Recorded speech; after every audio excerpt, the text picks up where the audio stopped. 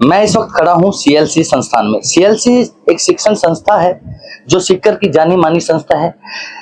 इस संस्था ने अपनी फ्रेंचाइज नारनौल को दी।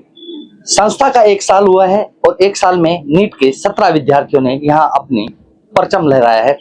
मेरे साथ शिक्षण संस्थान के चेयरमैन मौजूद हैं, उनसे हम बातचीत करेंगे, जानेंगे कि किस तरह की तैयारियां यहाँ करवाई जाती हैं और किस तरह से बच्चों को जो है चुनौतीपूर्ण जो विषय होते हैं उनमें बच्चे किस तरह से सक्सेस पाते हैं। हम बातचीत करेंगे नरेंद्र जी से और जानेंगे कि किस तरह से वो बच्चों को इस यहाँ पर जो है शिक्षा ग्रहण करवाते हैं। नरेंद्र जी स्वागत है।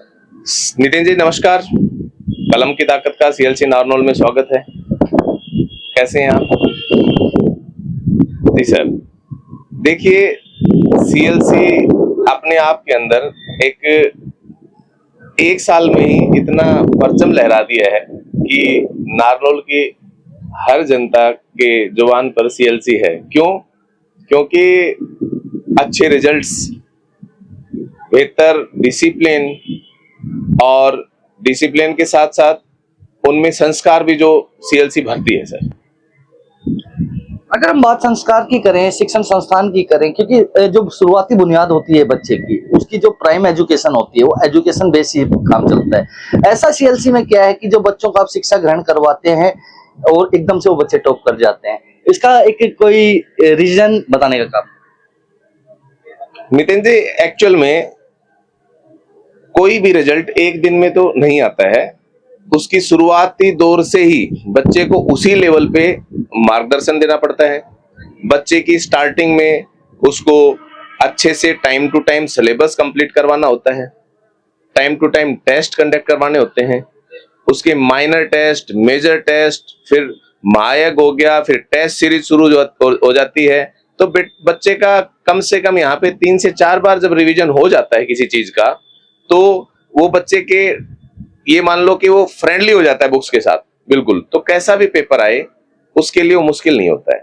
अगर बात करें जो स्टडी आवर्स होते हैं बच्चों के, सीएलसी में स्टडी आवर्स कितने दिए जाते हैं और साथ ही जो बच्चे हैं उनको किस तरह से आप तैयारी करवाते हैं? स्टडी आवर तो एक्चुअल में देखो, जो नॉर्मल स्टडी आवर जो होते हैं वही रहते हैं यहाँ पे, कोई एक्स्ट्राऑर्डिनरी ऐसा नहीं करते हैं। और लेकिन उसके बाद में ये है कि स्टडी आवर के बाद में जो टीचिंग आवर होते हैं एक दो, और टीचिंग आवर में तो बच्चा पे पढ़ रहा है क्लास के अंदर, ठीक है, वो तो बाकी नॉर्मल ही है, ठीक है, जो इंस्टीट्यूट्स में जो रूल रेगुलेशन के अकॉर्डिंग होता है। लेकिन जो उसके बाद में बच्चा रुक के इंस्टीट्यूट को ही अपनी लाइब्रेरी, अपना घर मान लेता है, वो सीएलसी की ताकत है सर। बाहर बच्चे जाते हैं, पहले नारनौल के जो छात्र छात्राएं थे बाहर जाकर तैयारियां करते थे, अब उनको घर द्वार के नजदीक एक अच्छा संस्थान मिला है, शिक्षण संस्थान मिला है जिसमें वो तैयारियां करते हैं। फैकल्टीज की बात करें तो किस तरह की फैकल्टीज आपके पास में अवेलेबल है जो तैयारियां करवाती है? सर देखो, सारे एक्सपर्ट टीचर हैं। और देखो, ये घर में अगर रह के तैयारी कर लेता है बच्चा, तो घर का खाना घर के अंदर ही प्रॉपर तरीके से पेरेंट्स की गाइडलाइन के अंदर भी रहे। क्योंकि देखो, टीचर के साथ साथ पेरेंट्स का भी तो बहुत बड़ा योगदान होता है, और वो भी यहीं मिल जाए, घर में रहे बच्चा और वहीं पढ़ाई कर ले, वहीं सारी चीजें मिल जाएं, तो बच्चे को फिर एक एनवायरनमेंट चेंज की जरूरत नहीं पड़ती है। और इसी वजह से रिजल्ट आए हैं। और जैसे अभी नीट का रिजल्ट आया है, नीट के रिजल्ट के अंदर ये 100 स्टूडेंट्स में से सर 17 स्टूडेंट्स हमारे सीएलसी नारनौल के हैं।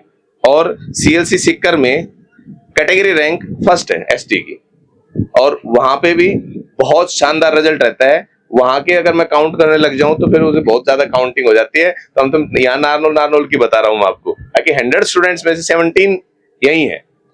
अगर हम बात करें छात्र छात्राओं की, जो 17 छात्र छात्राएं हैं जो भी हैं, उनमें से कितने छात्र हैं और कितनी छात्राएं हैं? सर उनमें से लगभग 14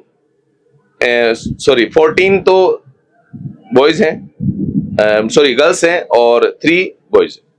कहने का तात्पर्य यह है कि बेटियां जहां बोझ समझी जाती है, आज वहीं हर क्षेत्र में बेटियां माँ बाप के साथ साथ देश प्रदेश और गुरुजन का भी नाम रोशन कर रहे हैं। एक बार फिर से हम नरेंद्र जी के पास चलते हैं, जानेंगे कि जो बेटियां हैं वो आज किस स्तर पर और किस मुकाम पर पहुंची हुई हैं।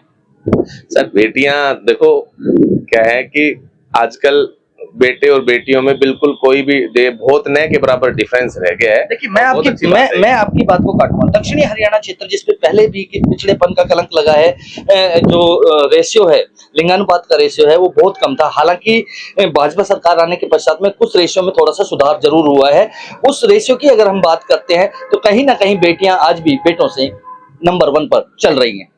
सर बात ये है कि देखो लिंग अनुपात और ये पहले था, अब ये बहुत कम हो गया है। क्यों? क्योंकि हम तो सब देखते हैं अब जो बेटी है वो बहुत आगे आ रही है। तो इसमें देख लो ना, जो हमारी सेजल है बेटी, उसने कैटेगरी रैंक के अंदर उसकी 67 रैंक है और AIR रैंक 1010 है उसकी सर, ठीक है। उसके बाद स्वानी है बेटी हमारी, उसके 619 मार्क्स हैं। फिर हमारी बेटी पलक है जिसके 616 मार्क्स हैं आउट ऑफ 720। फिर बेटा है, ठीक है, 608 है शिवराज। तो सर ये है कि बेटी आजकल सर हर फील्ड के अंदर बहुत आगे जा रही है सर, और हम तो सर बेटियों को बहुत बढ़ावा देते हैं। कहीं ना कहीं शिक्षा के क्षेत्र में बेटियां आजकल अपना नाम रोशन कर रही हैं, साथ ही साथ प्रदेश और देश का नाम भी रोशन कर रही हैं। हम शिक्षण संस्थान में पहुंचे हैं, शिक्षण संस्थान के चेयरमैन से हमने बातचीत की है। हम अगले पड़ाव में छात्राओं से और छात्रों से बातचीत करेंगे।